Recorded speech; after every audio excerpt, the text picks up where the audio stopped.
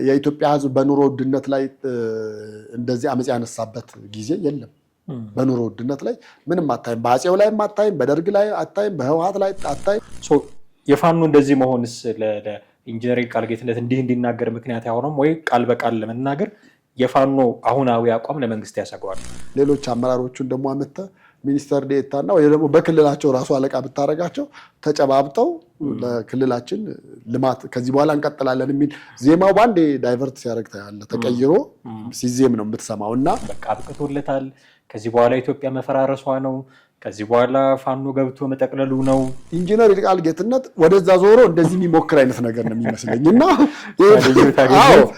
ካገኘሁትም ካጣውም ማጣሁት ቢያንስ ባላጣው እንኳን እንዲህ ብሎ ነበር እባላለሁ።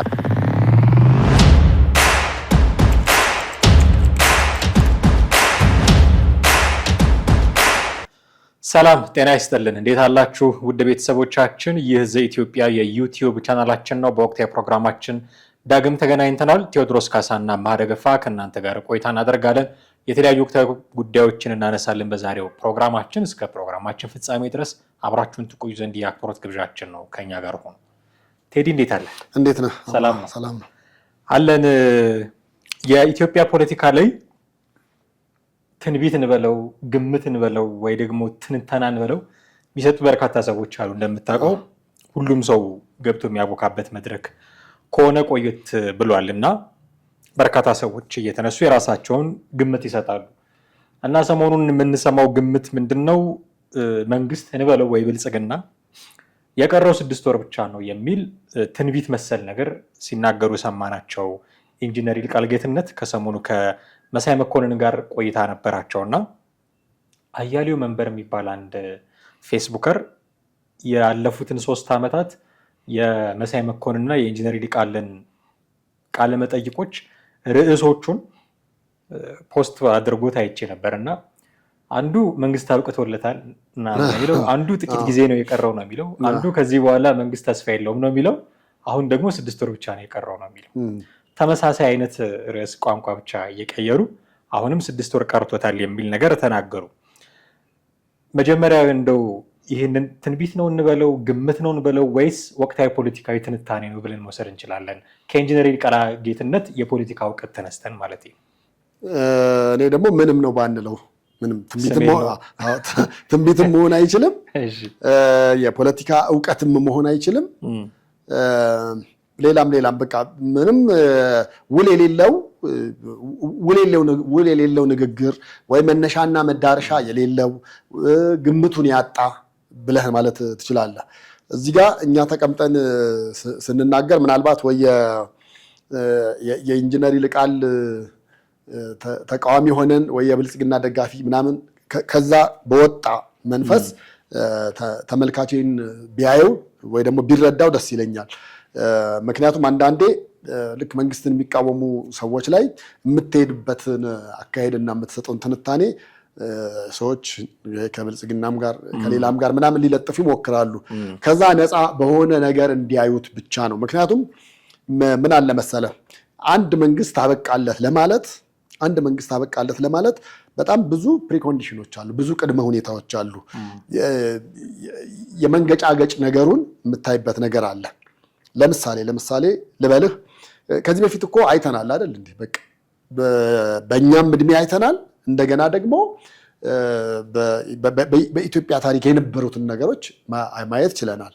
ስለዚህ ይልቃል ከምን ተነስቶ ነው? ለምሳሌ ወታደራዊ እምቢተኝነት ካለ፣ ወታደር አካባቢ አመፅ ካለ ምናልባት በዛ ቀነ ገደብ ልታስቀምጥ ትችላለህ። አንደኛ።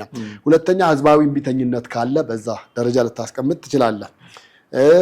ሶስተኛ ደግሞ የባለስልጣናት የእርስ በርስ የስልጣን ሽኩቻ ካለ እንደዛ የምትሰጣቸው ግምቶች ይኖራሉ። ይሄ አሁን ከሁሉም ጋር ከምንም ጋር አብሮ ተያይዞ በዚህ ምክንያት ነው እንዲህ ያለው ብለህ በሪዝን የምታቀርበው ነገር የለውም። ኢንጂነር ይልቃል ያንን ባቀረበበት ወይ ስታየው መጪው ምርጫ ነው እንደውም አይደለም። እንደውም ምርጫው መንግስትን የበለጠ ጡንቻ እንዲኖረው የፈረጠመ ነገር እንዲኖረውና የበለጠ ጠንካራ እንዲሆን ይረዳዋል ብዬ ነው እኔ ደግሞ በተገላቢጦሽ ልነግርህ የምችለው እንጂ እሱ እንዳለው በእነዚህ ነገሮች አሁን በጠቀስኩልን ነገሮች አንዳቸውም የሉም። ምናልባት ኢትዮጵያ ውስጥ አንድና አንድ ነገር ያለው ግን ስጋት ነው ብለህ የማትለው አንድ ነገር ያለው ስጋት ነው ብለህ የማትለው የኑሮ ውድነት ነው። የኑሮ ውድነት ነው። ነዳጅ ጨምሯል። ነዳጅ ሲጨምር ደግሞ ሁሉም ነገር አብሮ ነው የሚጨምረው። ታውቃለህ፣ ሁሉም ነገር አብሮ ይጨምራል። ኢቭን ዳቦ ሳይቀር የሚጨምርበት ነገሮችን እናያለን። በዛ እንደው ህዝባዊ አመፅ ይነሳል ብለህ እንኳን እንዳታስብ የኢትዮጵያ ህዝብ በኑሮ ውድነት ላይ እንደዚህ አመፅ ያነሳበት ጊዜ የለም። በኑሮ ውድነት ላይ ምንም አታይም። በአፄው ላይም አታይም፣ በደርግ ላይ አታይም፣ በህወሓት ላይ አታይም። አሁን በብልጽግና ላይም ኬት መጥቶ ሊፈጠር ሊወለድ ይችላል። እነ ሱዳን በእርግጥ ዳቦ ላይ ስሙኒ ተጨመረ ብለው ተነስተዋል። እኛ ጋር ግን እንደዛ አይነት ነገር የለም እና ኢንጂነር ይልቃል ምን ይዞ ምን ጨብጦ ያ እንደተናገረ አላውቅም። ለዛ ነው ከምንም ነገር ማትመድበው ብዬ ልልህ የቻልኩት። ያነሳቸው ፕሪኮንዲሽኖች አሉ። እነዚህ ከሆኑ ምናልባት መንግስት ሊያበቃለት ይችላል የሚል እንደውም አንተ ስጋት አይሆንም ግን የኑሮ ውድነቱ ሜይ ቢ እያልክ እያነሳህ ነበረ። የታጣቂ ቡድኖች በዚህ ጊዜ በብዛት በተለያዩ አካባቢ መኖራቸውስ ስጋት አይሆንም ወይ? በእርግጥ ኢንጂነር ይልቃል ጌትነት ሰሞናዊውን የነዳጅ ዋጋ መጨመር የዓለም አቀፍ የጂኦፖለቲክሱ መገለባበጥ መቀየርም እንደ ፋክተር ይወስደዋል። ግን አገር ውስጥ ያሉ ታጣቂ ኃይሎች ለምሳሌ ኢንጂነር ይልቃል ጌትነት የሚደግፈው እንቅስቃሴ አለ፣ የፋኖ እንቅስቃሴ ይደግፋል። የእነሱስ እንቅስቃሴ በተለያየ ጊዜ እንደውም ፋኖ አሁን ጠንክሯል፣ ፋኖ እንደዚህ ሆኗል፣ አሁን አንድ ሆነዋል፣ ስለዚህ መንግስት አበቃለት የሚሉ ድምፆችን የምንሰማው ከፋኖ ጋር በተያያዘ ጭምር ነው። የፋኖ እንደዚህ መሆንስ ለኢንጂነር ይልቃል ጌትነት እንዲናገር ምክንያት አይሆንም ወይ? ቃል በቃል ለመናገር የፋኖ አሁናዊ አቋም ለመንግስት ያሰገዋል? 100% አያሰጋውም ነው የምልህ። አይደለም ፋኖ ኦላ እና ህወሓት እንኳን ቢደመሩም አሁን ያለው መንግስት ያሰጋዋል የሚል ሀሳብም እምነትም የለኝም። ለምን መሰለህ? አሁን ያሉት እነዚህ አሁን ሶስቱም የጠቀስኩልህ ጥያቄያቸው አንድና አንድ ነው፣ ስልጣን ነው አይደለ? መንግስት አሁን እኮ በሁለት በሶስት አይነት አማራጭ ነው እየሄደ ያለው። በሁለት በሶስት አይነት ስልህ ምንድን ነው? በጦርነቱ ለመመከት እዛው ለማስጨረስ አንደኛው ሀሳብ እቅድ እሱ ነው። ሁለተኛው ከላይ ያሉትን አመራሮችን በድርድር ወደ ሰላም እንዲመጡ ማምጣት ነው። ሶስተኛውና የመጨረሻ አሁን ምናልባት እነ ኢንጂነር ይልቃልም እንደ መነሻ የሆናቸው ብለህ የምትለው በጣም ፎርስ እየኖረው ቢመጣ እንኳን አመራሮቹን አምጥቶ 4 ኪሎ ቦታ ቢሰጣቸው አቁሙ እንደሚሉ እርግጠኛ ነኝ። ምክንያቱም እየታገሉለት ያለው ትግል ዞሮ ዞሮ ለስልጣን ነው። ለስልጣን ከሆነ ደግሞ መቼም ብቻችንን እኛ ብቻ ይዘን ተቆጣጥረ ነው እኛንን እየመራ ነው እየነዳን የምናስቀምጠው ብለው ሊሉት የሚችሉት ስልጣን አይደለም ያለው። ኢትዮጵያ ውስጥ የብሔር ብሔረሰብ ነው መሆን የሚችልበት ኮንዲሽን ያለው። ስለዚህ እኔ በእርግጠኝነት የምነግርህ አሁን ካሉት የህወሓት አመራሮች ወታደሮቹን በወታደር እዝ ደረጃ ያሉትን ወስደህ መከላከያ ውስጥና ፌዴራል ፖሊስ ውስጥ በጥሩ ቦታ ላይ ብታስቀምጣቸው፣ ሌሎች አመራሮቹን ደግሞ አመተህ ሚኒስተር ዴኤታና ወይ ደግሞ በክልላቸው ራሱ አለቃ ብታረጋቸው ተጨባብጠው ለክልላችን ልማት ከዚህ በኋላ እንቀጥላለን የሚል ዜማው ባንዴ ዳይቨርት ሲያደርግ ታያለህ። ተቀይሮ ሲዜም ነው የምትሰማው። እና እኔ አሁን ኢንጂነር ይልቃል እኔ በሌለበት ነገር እንደው እነዚህን ነገሮች ዝም ብሎ ባያነሳ፣ በእርግጥ መደገፍ የራሱ መብት ነው።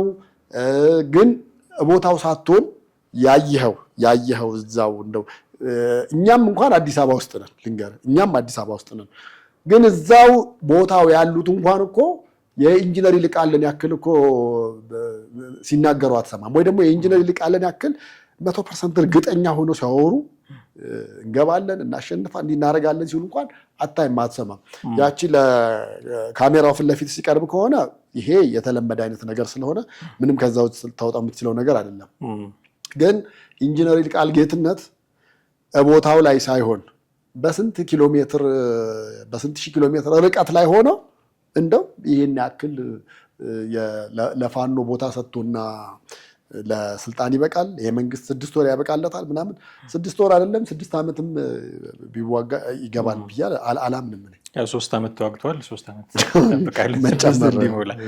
ከዛ ውጪ መንግስት በዚህ ደረጃ ደካማ ነው ወይ ብሎ ማንሳትም አሁን ደግሞ ትክክለኛው ጥያቄ ነው ብዬ አስባለሁ። ምክንያቱም 6 ወር በቂ ነው ስትል ከዚህ በኋላ አስታውሳለሁ የምንፈልጋቸው ፕሪኮንዲሽኖች ከተሟሉ በ45 ቀንም መንግስትን ማሸነፍ እንችላለን ብሎ ነበረ ልደቱ አያሌው። አሁን ያኛው ትንሽ ተጨባጭ አልሆነ ይሆን አላቅም፣ 6 ወር አድርገውታል አውድ መሳይና ኢንጂነር ይልቃል። መንግስትን በ45 ቀን ይወድቃል ስትል፣ መንግስትን በ6 ወር ይወድቃል ስትል፣ ኢቭን አመት እንኳን ጠቅሳህ በዚህ ያን ያህል አመት ጊዜ እጥለዋለሁ ስትል መቼም ገምግመኸው ነው የሚሆነው። እንደው ዝም ብሎ ከመሬት ተነስቶ እንደ ሶሻል ሚዲያ ላይ እንዳሉ እንደ ተራ ቲክቶከሮች በግምት አትናገር አሉ። በግምት የሚናገሩ አይደል መቼም ለፎሎውም ለላይኩም ለሼሩ ሴንሴሽናላይዝ እያደረጉም ያወሩ አሉ። ናወር ኬዝ ግን ስለ ኢንጂነር ይልቃል ስናወራ ሂዝ ፖለቲሽያን በጣም ልምድ ያለው ሰው ነው። ፓርቲ ፖለቲካ የሚያውቅ ነው። ምርጫ ላይ የተሳተፈ ነው። ከዚህ በፊትም ደግሞ እውነቱን ለመናገር ጥሩ ሀሳቦችን ሲያነሳ የነበረ ሰው ነው። እንዲሁ ዝም ብሎ በግብታዊነት ተነስቶ ይናገራል ብዬ አላምንም። እና ሪሊ የእሱ ግምገማ መንግስትን ደካማ ነው የሚል ግምገማ አድርጎ የሆነ ብዬ እንድጠረጥርም ያደርገኛል። ከዚህ በኋላ በ6 ወር መንግስት ያበቃለታል ሲል በዚህ ደረጃ መንግስት ደካማ ነው የሚል ግምገማ ከየት እንዳገኘ ስላላው እኔ እንደውም ልንገርህ፣ እኔ አሁን ከልደቱና ኢንጂነር ይልቃልን እንዲህ ሚዛን ላይ ብታስቀምጣቸውና ሁለቱም አሁን ስላለው የኢትዮጵያ መንግስት ነባራዊ ሁኔታ አንደኛ፣ ሁለተኛ የኢትዮጵያን መንግስት አሁን ያለውን መንግስት እንዴት አድርጎ ማሸነፍ እንደሚቻል በትክክለኛ በቀመር እንደው አስረዱ ምናምን ብለህ ብትል ልደቱ አያሌው 99.9% ትክክለኛውን ነገር ያስቀምጥልሃል። ሪል የሆነውን እንዳለውም ይሄን ያክል ነገሮች ከተሟሉልን ከተማ እንገባለን፣ እንዲህ ያሉ ነገሮች ከተሟሉልን አሁን ያለው መንግስት ማሸነፍ እንችላለን፣ ስልጣን መውሰድ እንችላለን የሚለውን ነገር ላይ ልደቱ አያሌው ላይ እርግጠኛ መሆን ትችላለህ። በጣም ከስነ ልቦናም ከፖለቲካ እውቀትም ካለው ነባራዊ ሁኔታም ከብዙ ነገሮች አንጻር እሱ ጋር ታያለ። ኢንጂነር ይልቃል ጋር ብለህ ብትለኝ ደግሞ 1% እንኳን ኢንጂነር ይልቃል ጌትነት የተናገረው ምድር ላይ ይሆናል ብዬ አላስብም። በፍጹም አይሆንም።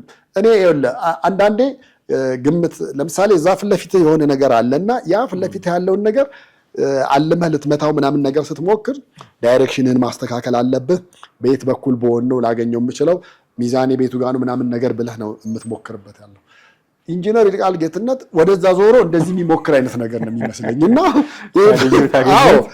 ካገኘሁትም ካጣሁም ማጣሁት ቢያንስ ባላጣው እንኳን እንዲህ ብሎ ነበር እባላለሁ አይነት ነገር ነው እንጂ በቃ እንዲህ ሚዛን ላይ እንዳስቀመጥኩ ነው። ይሄኛው 1% ብለው ያኛው 99.9% 1% 99% ሆኖ አንድ ነገር የጎደለችው ብቻ ሊሆን እንደሚችል እነግርሃለሁ። ከዛ ውጪ አሁን ባለው ኮንዲሽን እንግዲህ እኛ ከተማ ውስጥ ነው ያለ ነው። እንደው መንግስት የበለጠ ጠንካራ ሆኖ ያሉትን ነገሮች የምታየው ምናልባት በሰላሙ ጉዳይ ደግሞ ከመጣህ ደግሞ እኔ 50%ም ልትሰጠው አትችልም።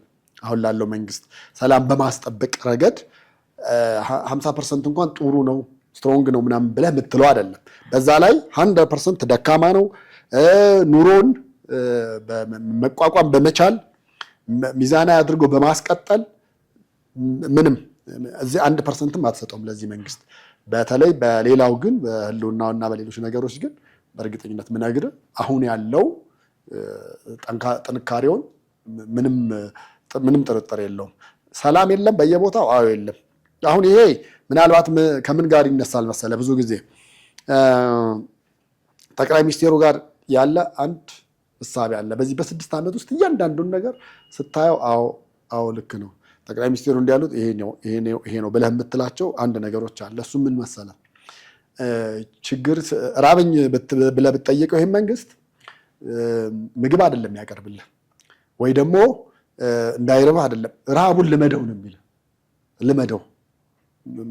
መኪና ገጨኝ ምናምን ብለህ ስትል ራስን አክመህ ተነስ ነው እንጂ የሌላ እገዛ ኖሮት እንትን ብሎት ወይ ደግሞ ለመፍትሄው መንግስትን አታገኘውም። እዛ ጋር በራስህ መንገድ ተወጣው ነው፣ በራስ መንገድ ተወጣው ነው። በዚህ ላይ የጠቅላይ ሚኒስቴሩ እንትን ብዙ ስላየ ነው የምልህ። ለምሳሌ በቀላሉ በኢትዮጵያ ፕሬስ ውስጥ ፕሬሱ እየጠፋ ሲመጣ ወረቀት ተወደደ ምናምን ነገር ብለህ ዋጋ ጨምራችሁ ስሩ ነው። የዋጋ መጨመሩን አተንበት አይደለም ሌሎች እሳቸው ሊነግሩ ጨምር የሚገዛን የለም በሚል ነው እንጂ አንድ በቃ ብዙ እንትኖች እኮ ብዙ ሪዝኖች አሉ። ግን እንደዛ ነው። አሁን እንደነገርኩ ነው። ራበኝ ስትል ራቡን ልመደው ነው የምትባለው። ግን ረሃብ ይለመዳል ወይ ነው? አይለመድም። እዚህ መንግስት ጋር ያለው የምጠይቀው ጥያቄና የሚመለሰው መልስ እንደዛ አይነት ነገር ነው። ግን አሁን የህልውና ስጋት አለው የ6 ወር ምናምን ቀኖች የሚቆጠሩት ምናምን ነገር እኔ ኢንጂነር ይልቃል እንደውም ከልደቱ ጋር ትንሽ ቢወያይ ቢያወራና እንደሱ ያለ ሚዛን የሆነ ነገር ቢያቀርብ ያሳይ ጥሩ ነው።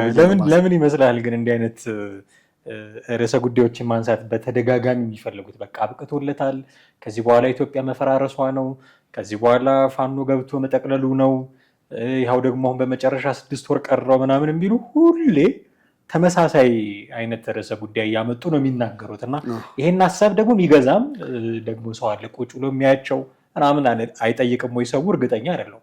ያኔ እኮ እንዲህ ብላችሁን ይኸው 1-2 ዓመት አለፈ፣ ምንም ጠብ ያለ ነገር የለም። አሁን ደግሞ መታችሁ 6 ወር ትሆናላችሁ ምን እያላችሁ ነው የሚል ጥያቄ እንኳን የሚጠይቅ የለም ወይ? እና እነዚህ ሰዎች በተደጋጋሚ ይህን አይነት ርዕሰ ጉዳይ የሚያነሱት ለምን? የሚቀጥለውን እንቁጣጣሽ እኮ የምናከብረው 4 ኪሎም ነው ተብሏል እኮ አይደል? አዎ ገና አይ ቲንክ ምሬ ወዳጆ ገናን 4 ኪሎ ነው የምናከብረው ሲል ነበር። በቃ አዎ። ግን ስንት ገናዎች አለፉ የሚለውን አንደኛ ማሰብ ነው። ሁለተኛ ይሄ አንደኛ የፕሮፓጋንዳ ሲስተም ነው። ለምሳሌ አገር ውስጥ ያለው አለ፣ ውጭ ያለው አለ። ውጭ ያለው ሊያደርግልን የሚችለው አንድ ነገር ይሄ ነው። አንደኛ ዶላር ፈንድ ሊያደርግ ይችላል። የሚያግዙ ሰዎች እንትን ሊያመቻችል ይችላል።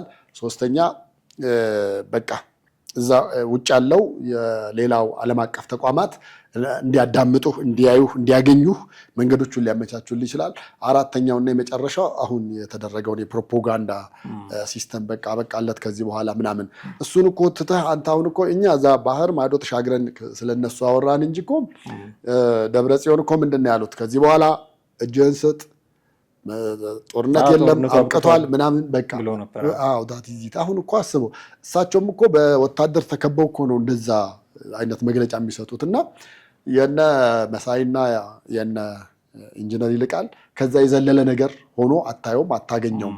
ግን ደግሞ እንደዛ ባልክ ቁጥርና የተናገርከው ነገር በከሸፈ ቁጥር ደግሞ ነገ ታማኒነትን መታጣው ነው የሚሆነው። ስለዚህ ይሄ ምንም በየጊዜው የምትናገረው ነገር እኮ ሰዎች ያያሉ። አሁን ቅድም የሆነ ልጅ ጠቅሰዋል፣ ያስቀመጠዋል በፊት ጀምሮ የነበሩትን በቃ ታቲዚ ታየ። አሁን እነዛ ያንን ነገሮች እንይዛለን፣ እንወስዳለን፣ ህዝብ ይዛል፣ ይወስዳል። ከዛ በኋላ የፉከራው ጠቅላላ ድምር ውጤቱ ስታየው የዜሮ ብዜት ሆኖ ታገኘዋለህ። ኢንጂነር ይልቃልን ነገ ጠዋትም ይሄ ሰውዬ እኮ አመተህ እንኳን እዚህ እንዳታስቀምጠው ምንም እንዲህ ሲል የነበረ አይደለም ወይ ብለህ ነው ልትለው የምትችለው። እና ከዛ አንጻር ስለሆነ እኔ የኢንጂነር ይልቃል ሀሳቡም ግምቱም ንግግሩም ሁሉም ነገር የዜሮ ብዜት ውጤት ነው። ምንም የረባ ነገር አንድ ነገርም ይዞም አይደለም። እኔ አሁን የደቡብ ጎንደሩን ምናልባት አይቶ ሰምቶ ምናምን ነገር ከሆነ ጎንደር እዛው ነው በቃ ገና እዛ አካባቢ ያለ ነገር ነው። በእርግጥ አሁን ሰሞኑን ረብሻ አለ ከእሱ ጋር በተያያዘ ህዝቡም ሰላም እንዳልሆነ የወጡ መረጃዎች አሉ። ግን በሚገርም ሁኔታ ከ2 ሳምንት በኋላ ወደ ኑሮ ወደ መለሰበት ወደ መጀመሪያ ወደ ነበረው ተመልሶ ሲሆን የምናይበት ነገር ሩቅ አይሆንም ብዬ ነው የማስበው። እጅግ አድርጌ አመሰግናለሁ ቴዲ። ውድ ቤተሰቦቻችን እናንተም ከኛ ጋር ነበራችሁ ቆይታ እጅግ አድርገን ነው የምናመሰግናችሁ። የዛሬውን ፕሮግራማችንን እዚህ ላይ አብቅተናል። የተለያዩ አይነት ሀሳብ አስተያየቶች እንደሚኖሯችሁ ግልጽ ነው። በተለመደው መንገድ ልታደርሱን ትችላላችሁ። ለሚቀጥለው ፕሮግራማችን ግብአት ስለሚሆንን እሱን ማድረጋችሁን አትዘንጉ እያለን እዚህ ላይ እንሰናበታችኋለን። ቴዎድሮስ ካሳና ማህደግፋ ነበርን። ጤና ይስጥልን።